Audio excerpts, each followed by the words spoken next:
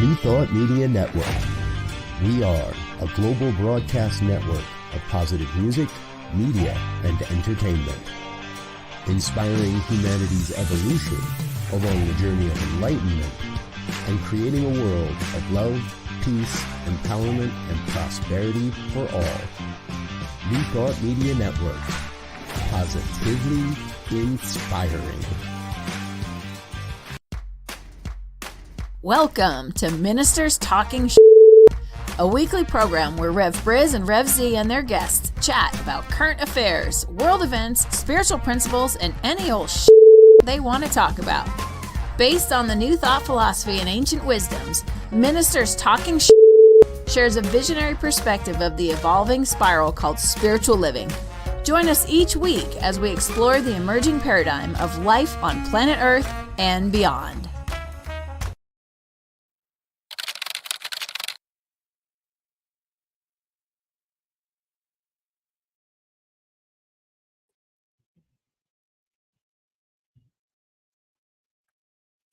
Yes, I forgot to take off the banner. Good morning, dear ones. Dr. Robert with you over here.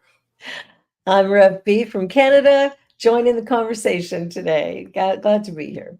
And we are grateful you're here. It's 7 o'clock on the Mountain Time Zone on a Friday morning. That means it is time for Ministers Talking Shit. Our dear brother, Reverend Elzia, is visiting with family in Florida, had intended to be here. And Reverend Barbara Jean reached out to me earlier this week and said, hey, can I come on the show Friday? I got something I want to talk about. And I said, absolutely.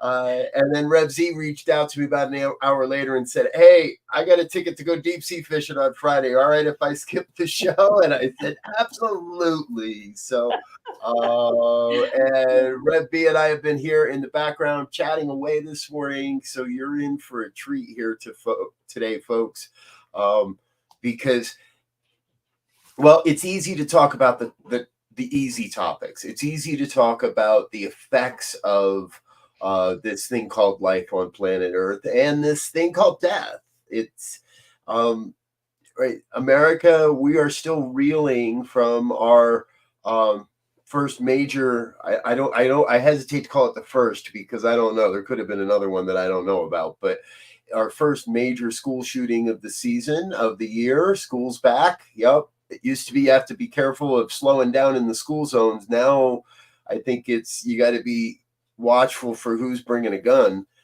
the first week of school. And Rebbe, so our hearts, our prayers, our consciousness goes to the families first that have been affected by this event, and also all of the young people that are being re-traumatized. Yeah. Whether it's the major trauma of being witness to something like this, of knowing that there was somebody, I guess the young man left the classroom, but the doors automatically lock after you. So when he came back to the classroom and knocked to be let in, one of the other students wouldn't let him in because the other student noticed the gun. Wow. So safety measures are working in some ways. That's good. Obviously, not all of what we can do is being done to protect and protect our kids from this gun violence. And Rev B, so when you said you wanted to be on, I'm pretty sure I thought you wanted to be here to talk about guns, but you're in Canada, so you guys talk about knives, not guns. Yeah, we don't have we have had a couple of school shootings over the many, many years, but not like y'all down there. But knives, the kids will carry knives to school, and if somebody attacks them, they will use the knife. And so the difference is one person is getting harmed, maybe severely, maybe not. And the difference, of course, with the guns is that can kill a lot of people very, very fast and destroy a lot of lives. But I just see how we're constantly reacting to effects, and we're not going back to the cause, the source, the beginning point. And I think that's where the work needs to be done and focused on is, training parents. Here's how you do this insane thing called raising a child. Because it ain't easy. It ain't easy. Yeah, exactly. Yeah, I just flashed when I first was contemplating ministerial school and talking with some mentors and people that I knew. One of them said, "If there's anything else you can do in the world, go do that." Now, at the time, I wasn't sure why he would say that to someone that's considering following in his footsteps, as it were. And but I came to realize because it is by far one of the most difficult things I have ever done, and Yeah. raising children is even more than that. Yeah, yeah, and we're doing both, we're raising kids and we're being ministers, and ministry isn't a job, it's a life. And the life calls on us 24/7, and we get called on things that are deeply painful, like this school shooting that just happened. And when we see things like that, it's how do we wrap our head around our new thought teaching so that we're not, adding fuel to the flame, but actually doing something that might make a difference in the long run. Yeah, exactly. Mhm. And that doesn't mean just thoughts and prayers. We're going to talk about that here. No, it sure doesn't. Good morning, Linda. Good to see you, dear one. Grateful you're with us. Nice. It's feeling like fall here already, and I'm in the Yeah. valley, so it must be a cold weekend. Brother Wayne, all the way from Calgary, I imagine it's already getting cold up in Calgary. So good to see you, sir. Grateful that you're with us as well. Anyone else that's out there, feel free to chat along, chime along, drop a comment. Whether you're watching live or on the rebroadcast, we'd love to hear from you, and we'll do our best to recognize your comments as appropriate. So, all right, so let's jump back in.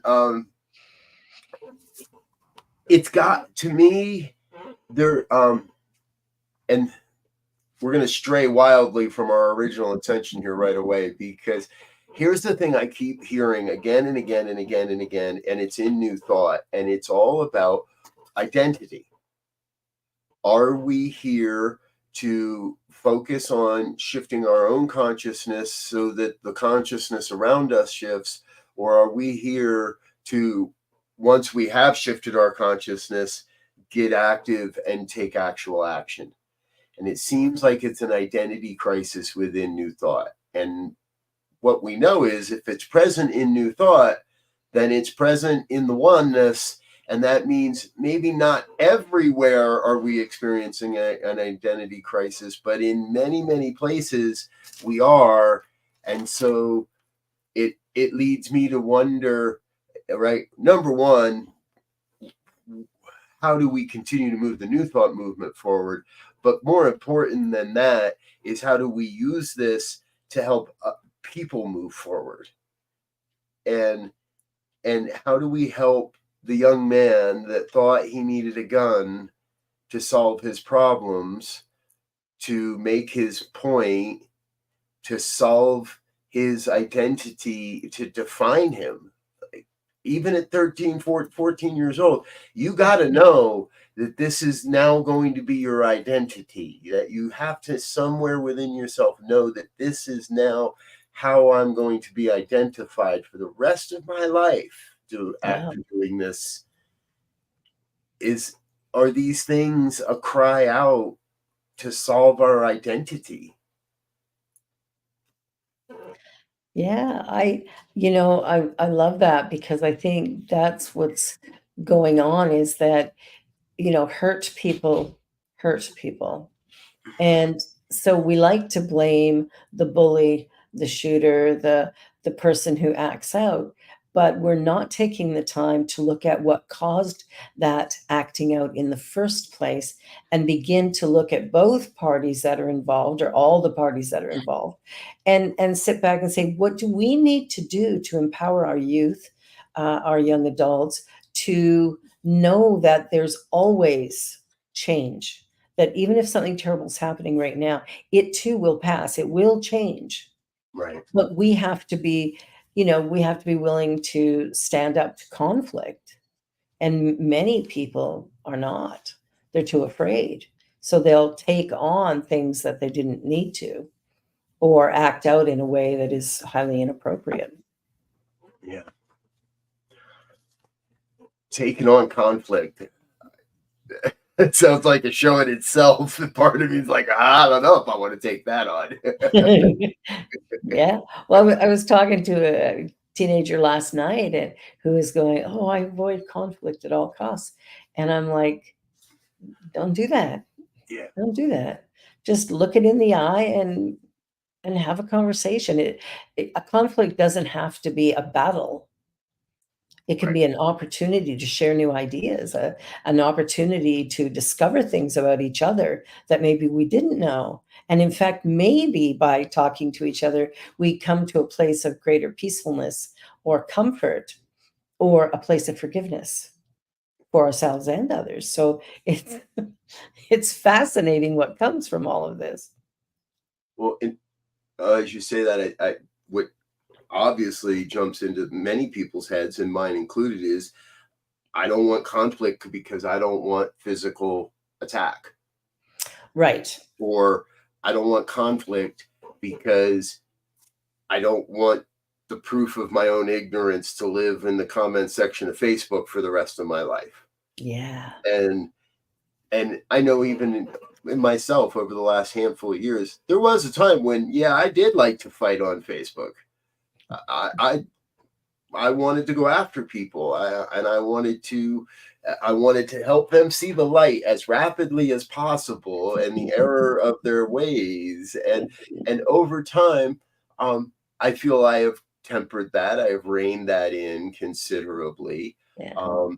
I am so less personal about it. And yet there are times when seems like all you want to do is fight. Like, Yeah, it's like I'd rather be right than happy. and yeah, that can be true. Mhm. But I think there's a thing that people have become overly and too easily offended sometimes by Yes. words. The words Mhm. on a piece of paper are not connotations of aggression or Yeah. attack. And in today's world, that's how we have conversations. So oftentimes we will hear words on a page as we need them to be to justify our own point or our own biases. Exactly. I get to be right. I get to be right. I get to be right. I spent years, man, I would fight you tooth and nail. You could say my dress is green and I'd go, nope. Nope. You could say my dress is white. I'd go, nope. No, it's purple and you need to change your like it would be stupid things, like just things that absolutely you know for certain the other person's right, but is like, no, I'm not giving it. Not letting you be right. and we are taught that. We are Um, taught.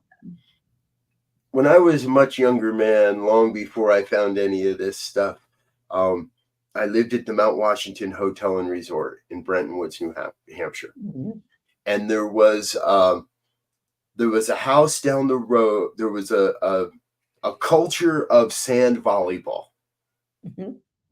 and there was a like Wednesday or Thursday night, once a week, there was a house that had a sand volleyball court, and if you knew, you were invited to play. Yeah. And it was all young adults, so there was a lot of drinking going on, and it and it was aggressive in its friendliness. It was friendly, but it was aggressive. And people really went out there. And there were numerous times where major arguments broke out between one side of the court and the other on what was in and what was out. Like we're talking about a volleyball point here. But the point I'm getting to is if your team decided that point was in and you knew it wasn't, it didn't matter. You continued to argue voraciously at the top of your lungs as hard as you could that point was in, and you would lie to your friends and tell them that point was in, because it wasn't really safe to let the 6 or 8 people behind you to go against the crowd. It isn't safe to go against the Exactly. crowd. And I feel like right now there are so many people that have been indoctrinated to one side or the other, red or blue, liberal or conservative, whatever you want to call it. We all have our own justification, it seems, but for many, and I'm not accusing anyone or any particular party, because it happens everywhere. Yeah, it does. It seems safer to go with the crowd than it does to speak your truth. It's easier to be a sheep than it is to be the shepherd leading the flock, right? Like and that's the challenge that we're faced with. Is we have a lot of followers. We have a lot of people who are fearful for their jobs, for their income, a lot of people who are fearful about their children. Will they be okay? There's so much fear that there's very little being done to change the cause of things and come back to that, because we're in a place of survival, just trying to get by. So we're fighting to keep up. Yeah. How we're supposed to do something new? Well, that's not even in the realm of possibility, because we're so frazzled with our day-to-day existence. Yeah. Yeah. Our dear Linda joining in the conversation. A challenge I've worked with is facing a challenge from a place in my core of joy. Pausing a moment to breathe in joy has fascinating results. Yeah. Absolutely. Yes. Love that, Linda. Love it. Very much so. Linda, we're gonna see Linda later this year at a conference, and we're gonna get to hand you one of my wife's famous joy buttons. One of my, she's so you can only get them in person. We don't mail these things, so you can only get them in person. So we're gonna get to see Linda at a conference in October. Looking forward to that, dear one. We're grateful that you'll be with us. So. Okay, so there is a piece of identity in here. There is that piece of fear in here. There is that piece of separation in here. Yeah. And, it seems to me, in America at least, there is a type of young man that more likely to get a gun and and shoot a school. Mm-hmm. There is a type. There are some outliers within that type, but there is a type. And most of the type is either moving through puberty, has recently gotten through puberty, somehow survived through puberty, and we're adding on this other piece. So we have every mix of all the major challenges that most people face in the development of who they are and their identity. And it's all happening at 10, 12, 13, 14, 15, 16, 18, 20, 22. And at a certain point, it seems like we kind of outgrow the idea of the guns. Or we outgrow the willingness or the ease with which we're willing to pick one up and start using it on people. Yeah, I don't know if the gun laws will ever change in the US. Like I'm baffled by them, frankly. My daughter was being tailgated by a car the other day, and then the guy cut in front, and he thought she was driving too slow, so now he's driving really slow in front of us, and he's from Texas. And so she's giving him a shake of her hand, and I said, "Careful, he's from Texas. He might be carrying." Road rage is a thing. Like, I had a guy who I cut him off, but he actually was in the wrong because he was in a lane he shouldn't have been in. But I cut him off, and so he threw a bottle at the back of my car. Yeah. And hit the car. It's like, but I'm stopping. I'm moving on because it's scary. because you're scary. Exactly. But it seems like road rage and stuff is up since COVID. Like there seems to be more anger in cars than I've ever experienced in the past. Yeah. There's definitely, here at least, I have seen it, there's definitely an increase in the willingness to flash a gun while driving. Hmm. Whoa. When I came up, yeah, sticking a finger out the window was normal. Yeah. Grew up in Jersey, grew up in Philly, grew up in New York, grew up on the right. And yeah, you too, buddy. Or hey, come on. This is the announcement that this is the international symbol of oneness. And I'm trying to be one right here, right now. So get out of my oneness, which is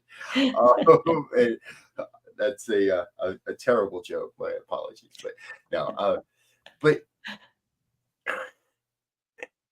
there was also then, when I was a kid, there was never a sense truly that somebody was just going to stop their car and pull out a gun. No.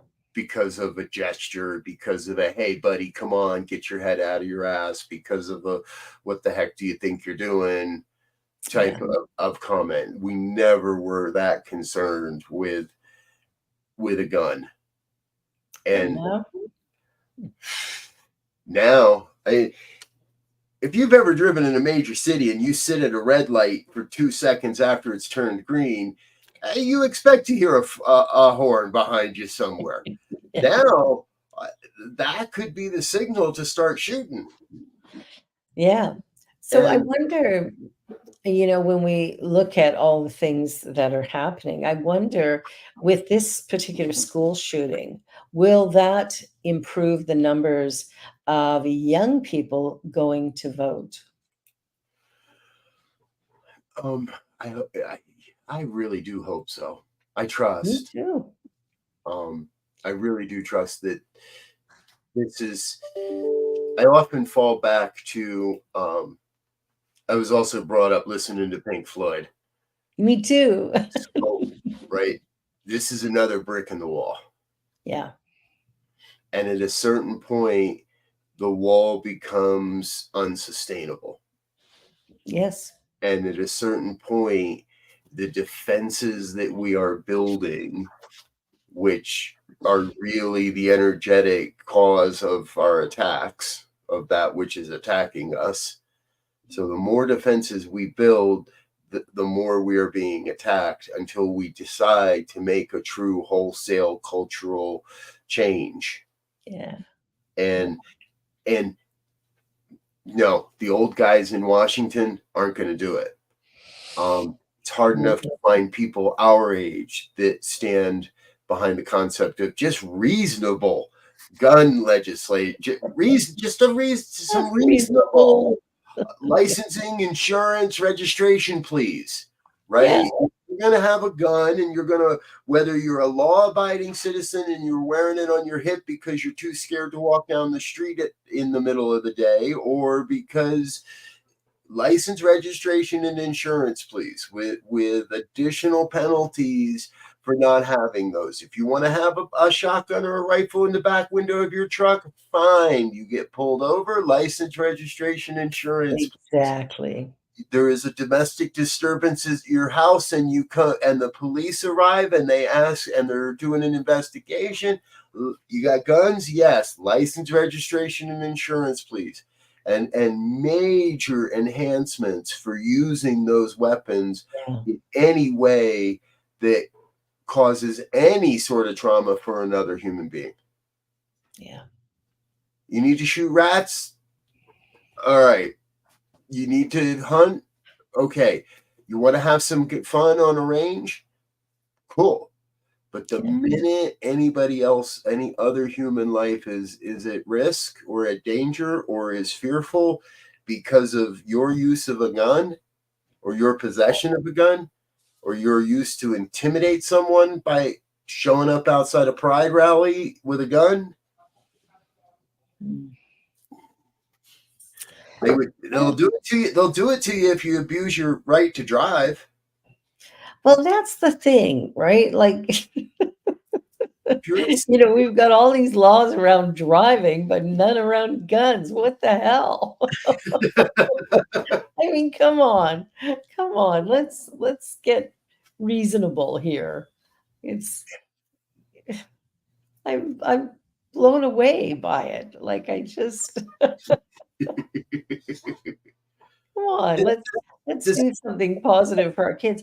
I like the idea of, creating parenting programs that new parents can go through. And you talked about, was it in where the nurse gets to, that was in I think it was Oregon, and Oregon. Yeah. we covered this on the Good News a handful of weeks back, where new parents have a paid nurse, someone that comes to the home. And I think it was a couple times a month. I'd have to go back and look at that story. I think Yeah. the nurse comes into the home as an assistant, as support, Nice. to do a well visit with the new baby, with the new child, and to do mental health wellness check with Mhm. the parents. And I have long felt we don't do it anywhere near enough to support women with postpartum depression. Yeah. I don't know what it is. Like, as a guy, there's something there too, but we don't call it the same, and we don't look at it the same. And Yeah. there are those shifts in life for men as when you first start having children as well. And all these things create stressors and tensions in the home. Yeah, We they gotta, do. we got to get to that before they create trauma. And I Right. think having a nurse come in a couple times a month helps to identify these things, and helps to be able to assign resources and say, "Hey, let's get you a mommy's day out." Right? You're Mhm. frazzled. We need to go get you a mani pedi and let you have a spa day. Or the Yeah, same for the father, and say, "Hey, we need to get you out in the world with your buddies for an afternoon or an evening or yeah, something," yeah, to help folks in learning how to raise a child. And the idea you and I were kind of playing and batting around is, what if the same thing were true for actual education on how to raise that child, mhm, and parents had access um to yeah, I'm going to say mandatory. People are going to yell at me for saying mandatory, but a mandatory course in in raising a child, yeah, and especially for those young years, something that you can stick with over some time. yeah, And um, Love and Logic comes to mind. There's other good programs, and we make you take a license. We make you get here. We're back to the car. You got to get a permit. You got to prove that you've practiced, yeah. and then you got to Those pass little the tabs should be test. And if you don't pass the test, then you still got to ask your parents for a ride. So, like, I think we could do something similar to support young parents and yeah, alleviate the trauma that has to be behind these things. There's got I to be know. some trauma behind this poor kid in Georgia. Yeah, yeah, That yeah. Anyone that you see acting out like that, or anyone who is bullying somebody else, the bully is a victim as well. And we know that because of the way they're acting. Hurt people will hurt people. And so, when we focus on bullying, all we're doing is expanding the problem. What we need to focus on is compassion, kindness, and respect, for all people, and to come to a place of understanding when we don't understand. And we don't understand in a shooting like this. It just seems so like, how could this happen? Well, it's happening regularly. yeah, What do you mean, how is this happening? It's clear. It is clear as day how or why it's happening. And gun laws are part of it. And part of it is, kids that maybe are being bullied and finally get fed up and snap and decide to use a gun to solve their problems. But it's got to go back to the beginning. When my daughter was in junior kindergarten, 4 years old, a boy was picking on her. And the school actually said, well, boys will be boys. No, They're human beings, and we expect them to behave as such. So Yes. schools will say we have a no tolerance policy. Yeah, no tolerance till when? When they're 25? Then you have no tolerance, but up till then they can do whatever they want. Like it's Well, it just means he likes you. oh yes, yes. He Well, likes there's another one. Yeah. right. So let's not normalize physical abuse as a form of as a way to show love. And No let's teach kidding. that young man that at 4 years old, physical aggression is not the way to Not express okay. Yeah. affection. Yeah. Yeah. But we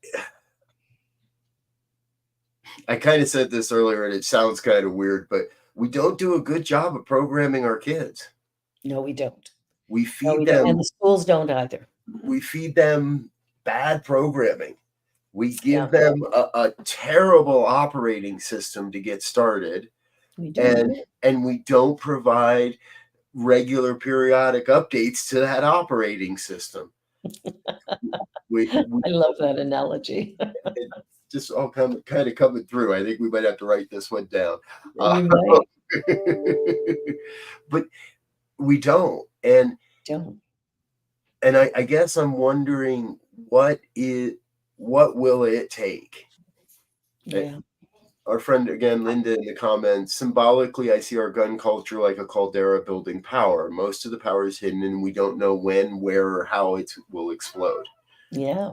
And I think that we see the same thing in how we bring up our kids, even beyond, like as we're discussing, in all aspects of life, even Yeah. beyond guns, regardless of the guns. The violence is still there. It because is. the kids from Canada can't necessarily get their hands on the guns, but they still feel the need to carry something for protection. They're carrying knives. And they're carrying knives as protection, which means they know that it's not fully safe to really be who I am here to be. Yeah. And that's something we can change. Yes, we can. Yes, we can. I think offering support to teachers, offering support to parents, I think is just a remarkable way of beginning a process of transformation, which has to happen. I watched a funny TikTok the other day, my daughter was showing me, and it was, they were talking about, white men complaining, right? That they're so hard done by now because of the changes. And it's like we have to go to war and we get killed in war, and they're going on and on and on. And then the woman goes and says something like, and who set up the system? Right. Don't complain to me about the system you created. Right. I shut them up just like that. So let me get this right. You built yourself a car, but you didn't put any brakes in it. You built yourself a car and you made the steering so it goes backwards from the way our brains work. You built yourself a car where when you step on the gas, it shoots bullets out the back end. And you're mad at me for that? Exactly. I mean, that's exactly it. It's absolute insanity when you think about it. Oh my gosh. Yeah, it's I don't know. We're definitely at a time where we need to reevaluate everything we do. Yes. And find a way to actually live in that place of oneness. Yes. That's the key. How do we live in oneness? Because it's what's the matter. It's what matters. Okay, so there we go. I think that is a great, great, great way to help us guide ourselves in the big decisions that are coming our way, especially here in America, right? So I can't tell anybody who to vote for, and I don't want to tell anybody who to vote for. But I can invite you to vote, and I can invite you to vote based on your principles, based on your values. Absolutely.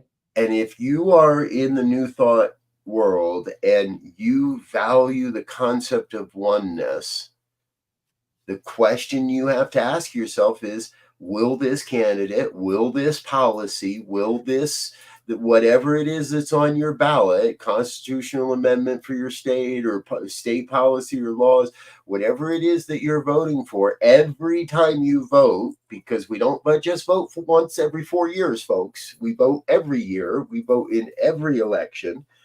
We vote from a perspective of, does this bring us closer to one? Me, everyone. Does this bring society closer to an experience of oneness? Yeah. That's a great way to vote.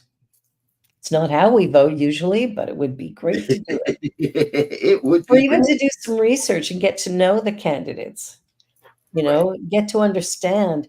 We had a civic election here a while ago, and the guy running in our riding was up on sexual abuse charges. I'm like, excuse me, you've been charged. Get off the ballot. And the neighborhood voted him in. I'm like, are you kidding? He's the incumbent, right? So they just, yeah, okay, we'll keep you. No, no, I don't want him running my section of the city. Like, come on. But, people vote however they vote. But And please get out and vote, yes, please. See, especially women and young people. and it's things like that I do trust. The universe works in very, very mysterious ways, right? It really does. You live close enough to Chicago. You might hear this story.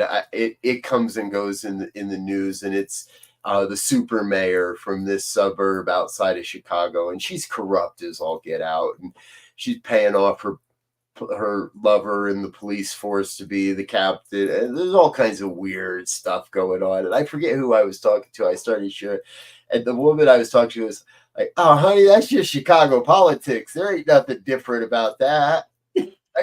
That shit's been going on for decades. The only difference is now it's a black woman instead of a white male." Or now it's a black woman instead of a black man. And the reason it's getting so much attention is because it's a woman that's abusing the system or using the system to her advantage instead of a man.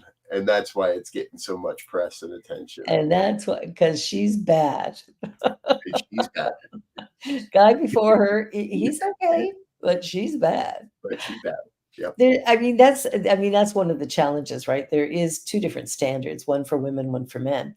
And that in and of itself is an abuse. It's an abuse of power, of privilege. And, it's coming to those places of, my daughter works for an organization that builds toolkits to help government agencies and nonprofits deal with diversity, equity, inclusion, and all this. And when we think about equality, that used to be a big thing, right? Everything needs to be equal, but equitable is a different thing. And it's actually more honorable and more valuable. And so we have to really look at how we're assessing various situations, and do we change them or alter them so that we can begin to be more inclusive of all people, rather than, okay, I got to do a diversity hire because otherwise, no, we shouldn't. That isn't why we should do a diversity hire. We should be hiring people who serve what it is we're doing in the best capacity. Yeah. And who cares their religion, the color of their skin, or their politics? Frankly, I could care less what they had for breakfast. Can you do the job? Do you want to do the job? Yep. Like, we got some work to do. We do. And this was Labor Day weekend here in the U.S. So Labor Day weekend is that opportunity we take down here to remember trade unions and to remember the work of trade unions and how they worked so hard to put into place some sense of equity, because it wasn't about are you a DEI hire, or are you this or that, or we got to have enough of women. And it was all about that everyone be treated equal when it came to labor and work hours and pay and such like that. And it's interesting. We have definitely lost that from my perspective. Yeah. And it didn't take very many jokesters and people on the internet to do some interviews with people of what does Labor Day mean? And so many people have no real clue what it means other than, oh, it's the last day of, I can't tell you, it's the last day of summer. No, it's not, folks. Not by a long shot. Summer doesn't end for another 2.5 weeks. It's the last major weekend, and it used to be the last weekend before school started, and now it's not even that. So it's the holiday the week after school starts, and hey, you made it through the first week. Let's have a holiday, right? People, we lose touch with the work that was done before us. Exactly. And when we let that happen, we also forget that we have our work to do. And exactly. That the generation that got us labor unions would be appalled that our generation, we're not working towards anything. Some are, but not in the same way. Not in the same way. No, not at all. And I think too, like when you were talking about what Labor Day stands for, I went, wow, good. I needed an education. Because for me, it's a day off. Yeah. I've never heard anybody say, here's what it's all about. I mean, I know what it's about, but it's like, I don't think about that. I go, oh, thank goodness I get to sleep in today. Like, it's a long, or I get to catch up on all the work I'm behind on. Exactly. That's a whole other show, folks, and we don't have time for that. We're running out of time as it is. So, Reverend Barbara, thank you so much for being with us here this morning. It's grateful to be with you. Yeah, love it. Love it. Thank you. And you've got a busy day around the network because you've got your show, The Joy of Living, Joy of Life, Joy show, yeah. Which is at 1:00 Mountain Time. And you're one of those special people that help me with doing the good news. And it just so happens to be your Friday to do the good news as well. And you've been pulling double duty lately during my travels and stepping in to do the good news. So it's always fun I don't get to watch them live, but I always do go back and watch your episodes. Want to make sure we're not covering the same stories, by the way.